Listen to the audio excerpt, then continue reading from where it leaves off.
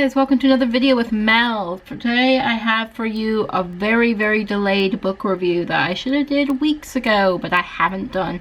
I've been reading loads of books at the moment and just not getting on here and reviewing them for you, which is really bad of me, and I should have been doing it. I've got books 83 through 96 today, so 13 books in all. That's a lot of books, guys. I should have been reviewing it earlier. This is my comic pile. And this is my other pile. There's a lot of books today. As you guys know, I've mostly been reading graphic novels and comics. My original challenge was to read 100 books by the end of the year. I am going to hit 100 books very soon, probably by mid-June. So that challenge is now going to 200 books. We'll see how we get on though. I'm going to continue reading graphic novels and comics and normal books as well mixed in. I'm reading one called Confidence, the Diary of an Invisible Girl right now, which is like a YA book. It's really good. It's by a self-published author, and I'll be reviewing that once I finish it. I'm about halfway through at the moment. But yeah, so let's get on with this and review some more comics and graphic novels. Hopefully some of these you will enjoy, guys. Lots of good stuff this month, really. I do have another one as well I'm going to do separately. I've got Paper Girls number 6, but I want to make a video on its own for that one, so that will be up shortly after this one. Because I want to talk about some of the things that happened in that comic, and maybe do a review of the whole Paper Girl series as well, because I'm really enjoying it. Okay, I'm going to start off with my independent comics first. So I've got one here by Rachel Smith that is called I Am Fire. This isn't the best one. It's okay. The main character of Jenny is actually really unlikable. That's really too bad. It's all about this girl named Jenny, who's a schoolgirl that has to do like a work experience at a department store. And she meets this guy that's a former pyromaniac, which is doing his work study with the fire department, which is like, why would you do that? It's like the worst thing ever. I kind of like some of the illustration style, but what I didn't like is Jenny just comes off as a selfish brat through the whole thing. And I mean, really selfish. Like on her whole like work experience, she's just going and destroying stuff and just refusing to serve customers. And like, if I would have had her for work experience, she would have been out of there in 5 minutes. So it's like, ugh, she's just so horrible. Yeah, she's just so horrible. She has this lovely old lady who's supervising her for a work study program for her mother, doing it like as a actual like favor. But she's just so horrible, this girl. Yeah, I mean, there's some good parts. The pyromaniac kid saves her from the fire at one point. We see her life flash before her eyes, and she realizes what a jerk she's been to everybody she's ever met in her whole life. So yeah, it's okay. It's not great. It's also a little bit about like, it's not actually the fire department. It's like a fire prevention society the kid goes to work for, that do training. It's not very good, guys. I didn't really like this one much. I liked my other Rachel Smith books a lot better than this one. I thought the cover was kind of cool looking. The story just wasn't there for me, and I didn't really like the characters. I feel really bad because I'm going to give this a 1 out of 5. I really didn't like it very much. The drawing is really nice, but the actual story is just bad. And the characters are just bad. So I'd give this a 1 out of 5. I think I was nicer on Goodreads and gave it a 2 out of 5, but yeah, I'm going to give it a 1 out of 5. Because I've thought about it more since I've read it, and I hate it even more now. Next one I read, I actually really liked, and this is the same author as Our Super Adventure, which I really loved, and this is Your Favorite Pizza Witch. So yeah, so this is another independent comic. I got this one off the internet, recommended by Nerdburger. So if you check out her site as well, I might link it down below. She does really awesome comic reviews, and she's got very good taste.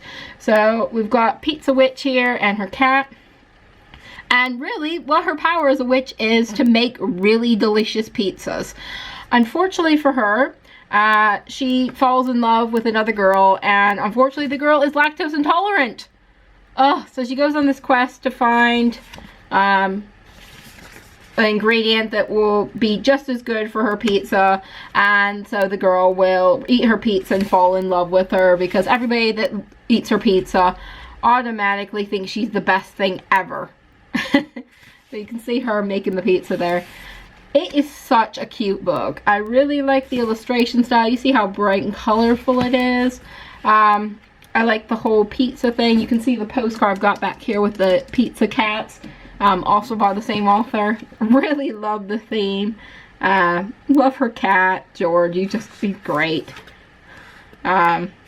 She's like, yes, we do. We make lactose intolerant pizzas because I want to date you. It's so cute. Really, really fun book to read. I won't ruin it too much for you. But it is just such a fun little book, guys. It's short, but it's so much fun. Giving this one a rating, I would have liked it to be a little bit longer, but I'd still give it a 5 out of 5. I really enjoyed reading it. I don't think there was a moment where I actually wanted to stop reading it. Really enjoyed the illustration style. Love this author's work. I'm thinking about actually checking out Rick and Morty because she's doing their comics at the moment, and I've never been interested in Rick and Morty before. So there you go. Making me try out new fandom. So this is Your Favorite Pizza Witch. Very good comic. Next one, I'm going to do the bigger ones first, and then I'll move on to comic books, is Meow Meow. This is about, pretty much, just about 2 cats and their owners. We've seen it all before a million times. It's an okay book. It says, the fight between humans and felines for the control of the house continues, although we stand to lose. Apparently this is a sequel. I've not seen the first one, though, in English. It's a translated book. I think it was from Spanish. Let me just see if it was Spanish or Italian. I think it was Spanish, though. Let's say. Oh yeah, first printed in Spain.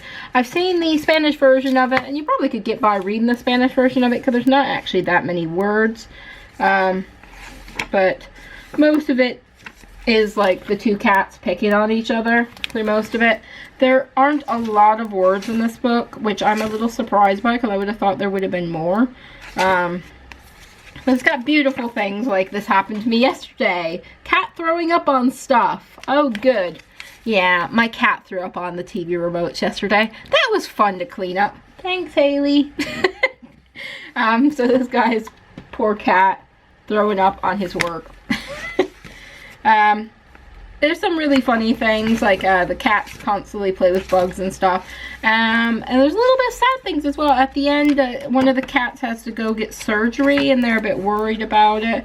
And that works out quite well. It's the same reaction my cat has to going to the vet is, I'm going to kill everybody in this room. She hates the vet. She had surgery, and now she hates the vet. Thank you, vet. But yeah, this is pretty much the situation I go through every time we go to the vet. It's fun. You're so nice otherwise, though, aren't you, little Haley cat? But yeah, I quite enjoyed this one. I would have liked to have seen more text in it.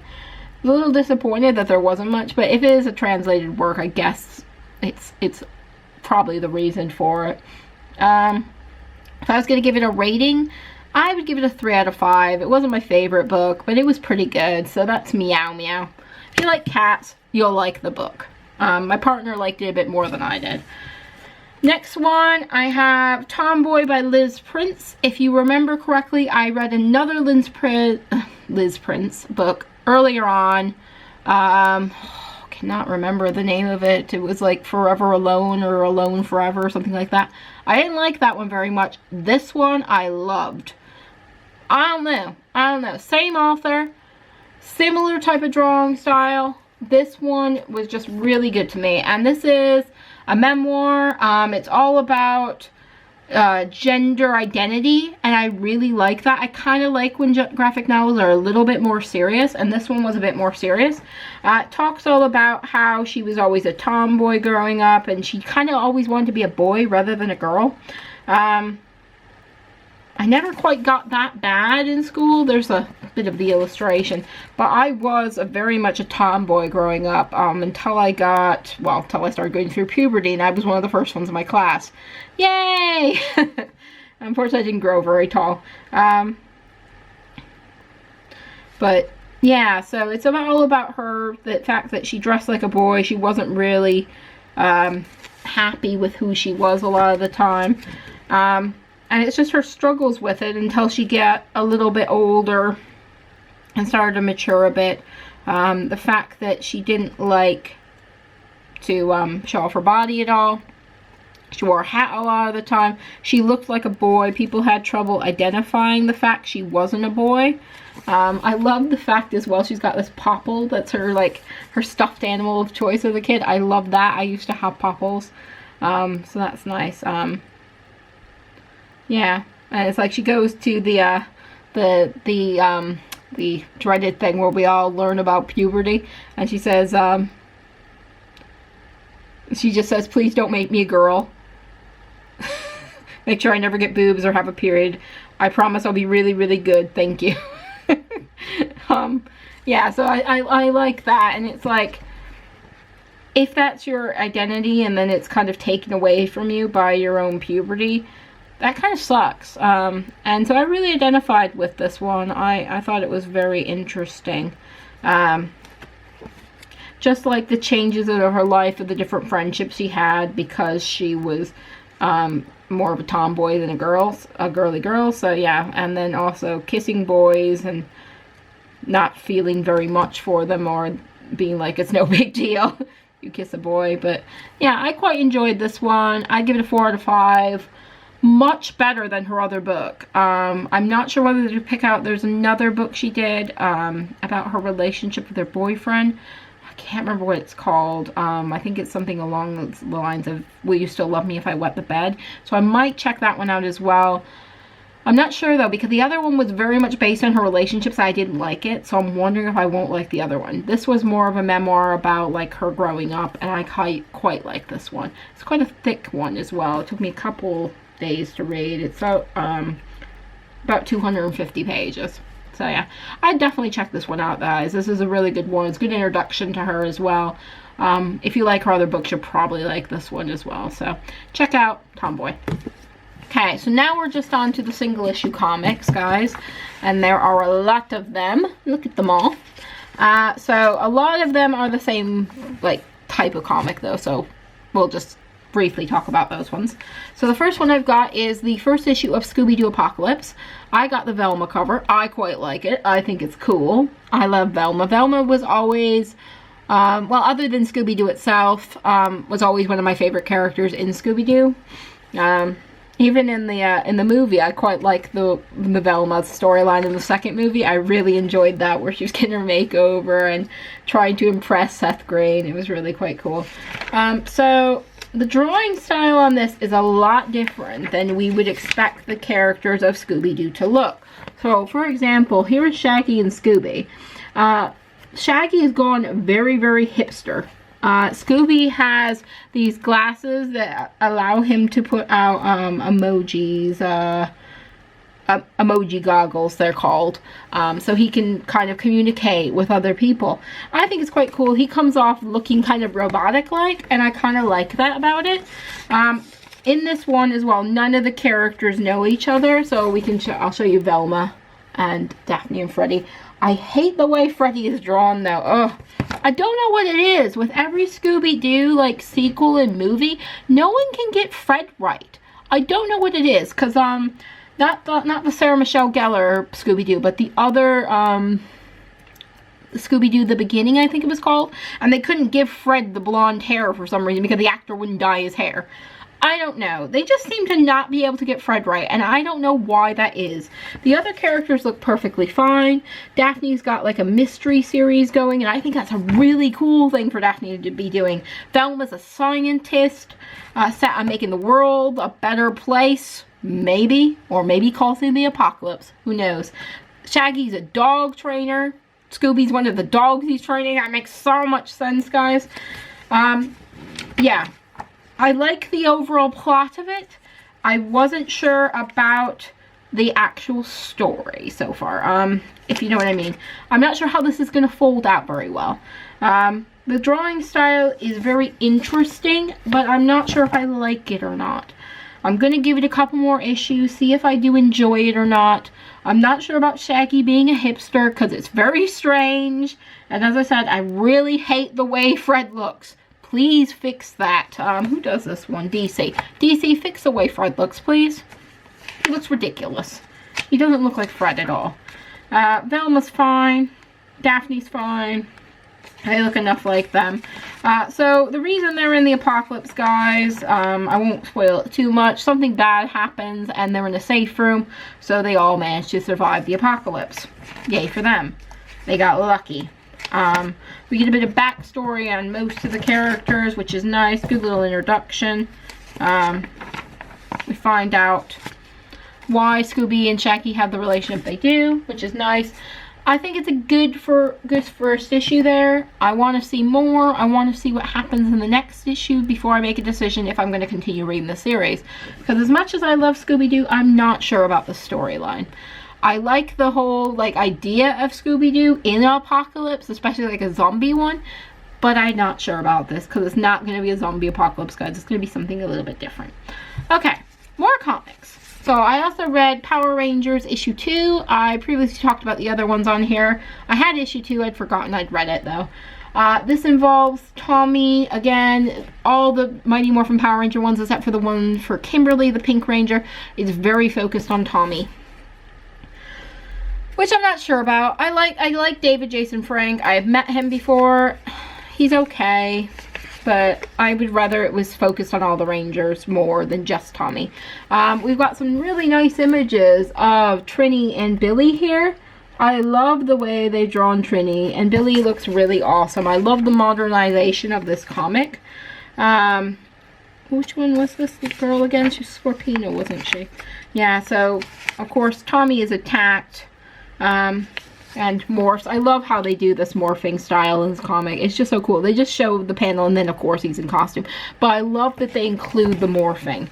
It just works for me so much in this. Lots of good action sequences. We've got Jason teaching a karate class. Very interesting. They want Kimberly to get involved with it as well, which would be cool, I think, if Kimberly could get involved in it. I really like the way Kimberly's drawn as well. Most of the characters in here, they look realistic to the characters of the 90s, except for an updated modern look, which I really like a lot.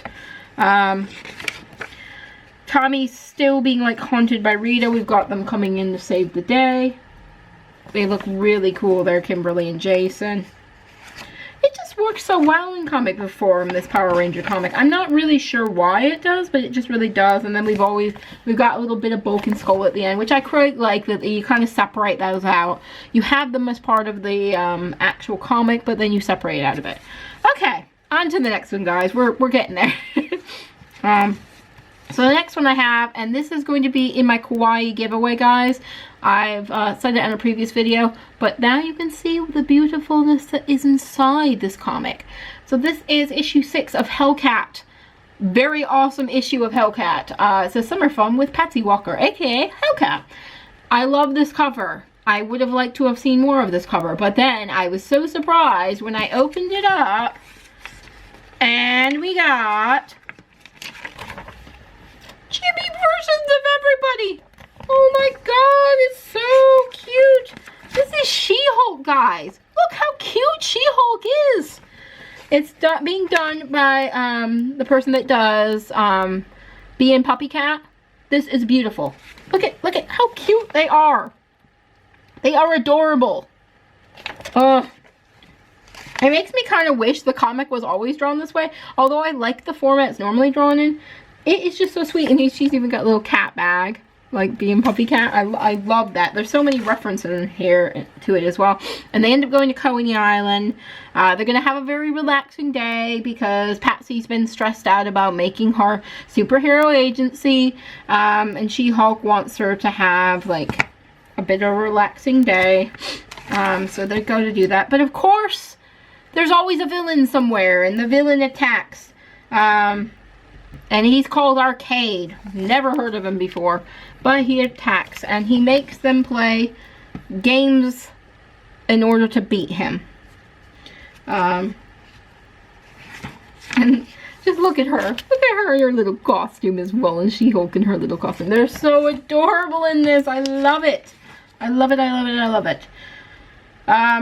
So yeah, so She-Hulk introduces herself to the villain. Hellcat also introduces herself to the villain. Bill's like, who's that? I don't know who Hellcat is. And she's like, oh, seriously. And just like, give it time. You'll know who I am eventually.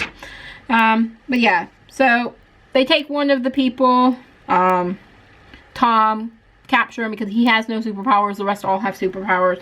So they're gonna like have to compete in games of skill in order to win against Arcade, which is really cool. I like the whole idea of this comic. It's very, very sweetly done. Even with this like terrorizing person. We get a look at She-Hulk without being hulked. She looks so cool. I think she looks really cool, guys. I like it. It's really cool. She kind of played like skee-ball without using like her strength or anything. It's quite fun. And we get some really sweet things. He decides that Patsy has no skills and she's got to beat him by like one of these giant mallets, hitting it and trying to get to the top. And of course she's actually really stronger than she looks, which is awesome. I love that. Girl power and everything. It's a really cute comic, guys. You will really, really enjoy it. It's just so sweet. And at the end, we actually get Jessica Jones showing up. So Jessica Jones is going to work with Hellcat and She-Hulk. And it's going to be awesome, guys. So good. Such a good issue of Patsy Walker, Hellcat. I definitely give this 5 out of 5. I really enjoyed this issue. I've not actually had a bad issue of Hellcat so far, so I'm really enjoying it at the moment. So 5 out of 5 for this one. Definitely read it. If you haven't started reading Hellcat yet, why? It's awesome. Read Hellcat. It's so good. Another one you should be reading. The Unbeatable Squirrel Girl. If you're not reading these two, where are you? Why aren't you reading them? I know they're girly, but they're still so good. You should definitely be reading them. I love the cover for this month's Squirrel Girl. Squirrel Girl's having relationship problems. She can't find a date. It is such a good one, this one. Absolutely love this one. It's so funny. She goes on various dates with people, trying to find someone to romance, and also she's got different profiles that she completes because, of course, Tippy Toe has to do a profile for her, and like Nancy's got to do a profile for her, and Koi Boy's got to do a profile for her, and they all want to do it differently. So like when Tippy Toe does her profile, she's like, I am a human woman seeking a human man. It's like, oh goodness. Nancy's is, hello stranger on the internet that wants to date another stranger on the internet. And they just have this perfect like capturing of the actual characters. Koi Boys is great. Galactic, Thanos, MODOK, a man made entirely of bees. Only one woman has defeated them all. That woman is me. It's just so well written as well, guys. You should definitely be reading Squirrel Girl, and this is a great issue of it. So we got Doreen going on various dates. It never goes very well for her. The best one of all is when she goes out with a Sentinel. It's brilliant, guys. It's so brilliant. Oh, it's so good. It says, I can't date anyone that fears and hates mutants. But that's what I was programmed to do. That is my purpose. Why was I also programmed to feel heartbreak? It's so great. Yeah, and she dates this one guy as well. She thinks he might be a superhero, but he's not. So that kind of ruins it a bit. And she gets attacked by Mole Man and Mole Monsters. So, yeah. It's an interesting month for Squirrel Girl. I told you guys, I think it was last month, I hated the issue. It was a choose your own adventure one. It really didn't work for me. This one, on the other hand, 5 out of 5. Definitely. Great comeback for Squirrel Girl. I think they put all their energy into this one and not so much energy into the other one, because this one was really good. Okay, hurry up, get through the last ones, guys, because we got lots. And these are all Giant Day comics. I've been getting caught up on Giant Days. I am still missing issue 11. Oh, someone help me find issue 11. I've been searching everywhere and I can't find one. So I read Giant Days number 9, Giant Days number 10, Giant Days number 12, Giant Days number 13, Giant Days number 14, Giant Days number 15. I'm caught up, except for issue 11. What I got out of it. So, quick review of each one. Issue 9 involves Ed, being unlucky in romance. Also coming around, the new story of the century for the school paper. Puts in some good effort there. Show you a little bit of the style. They're all really good, guys. I can't say anything bad about Giant Days because I love it. It's one of my favorite comics. I actually liked the departure from the normal characters and having an Ed storyline. I really liked that, so that was good for issue 10. Not issue 10, issue 9. Issue 10 involves Esther's friend coming to visit with her baby. Also an interesting issue, can't remember her name. Oh, Lindsay, Big Lindsay is here. She comes, pretty much makes Esther get drunk all the time. Completely sick, takes the whole group out, makes them party till they can't party any harder. And in the end, they get to a point where it's just a little bit too much for Esther, and she's like hiding out from her. And Ed decides to take the fall for them and go and deal with this girl. Go hang out with her. So she's got someone. Here's just like something they got up to. Looks pretty cool. But yeah, she pretty much gets everybody drunk as they can possibly be and barfing all over the place. Ed decides to take the fall, hangs out with this girl, does more than hang out with this girl, and that's pretty much how it ends. It was a good issue. More focus on Ed again. Quite like that. Okay, didn't read issue 11, don't have it. I know that, not Esther, Susan was trying to like put together a candidate for the school election. I missed that whole storyline though. That's what's in issue 11. Issue 12, the girls go camping. It's great. It's really great. So there's Esther catching what she thinks will be a wolf. Turns out to be like a squirrel or chipmunk or something. And Daisy pretty much makes them go on holiday to the woods, and she acts like a brownie troop leader, which is really funny, and says that they're getting nega badges because they're misbehaving. I love that bit. That was so good. Issue 13. Oh, what happened in issue 13? Oh, Esther decides she's going to quit school. Why? Why, Esther? Why would you quit school? And the girls go to convince her to come back. She gets a job at like a donut place where her coworker just eats the insides of the donuts. Gross. Guess they're free, so that's why. So the girls come and stay with her. She runs into her friend Big Lindsay again. She's in it. And she decides to come back to college. Very, very interesting, resolved, has a house party, decides that being best at college is probably the best thing for her. Issue 14, girls get a house. They kind of have a fight with the boys about getting this house. They realize they all want to live together. And they tour various houses, such as this one where everybody's high. It's quite a funny one. Daisy mostly ends up being the one in charge most of the time. Esther gets challenged to possibly live with the boys or live with other people, and they end up getting a house at the end, which is good. Tenants. And the last one I read is Giant Days issue 15. Esther becomes a movie star, and Suzanne also decides she's going to make a movie with Daisy. You get these really like sultry pictures of Esther. Look at her, so sultry she is. She's trying to seduce the director from the movie because he's so hot. You also get her in this silly movie role. And all of the Giant Case characters are up for a film award. Will they win it? You'll have to read the issue. Great issue as well. I give all of these, I don't think there was a bad issue in the bunch for Giant Days this month, so I would give all of these a 5 out of 5 as well. Really love Giant Days. If you have not checked it out, guys, this is just such a wonderful comic about friendship. Takes place in England, so it's a little bit different than a lot of the comics. A little bit more of English jargon in there.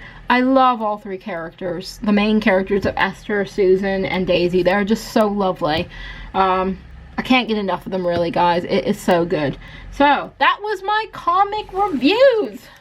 so many comic reviews, guys, so many. So I think I'm gonna have to leave it there because this video is already a half an hour.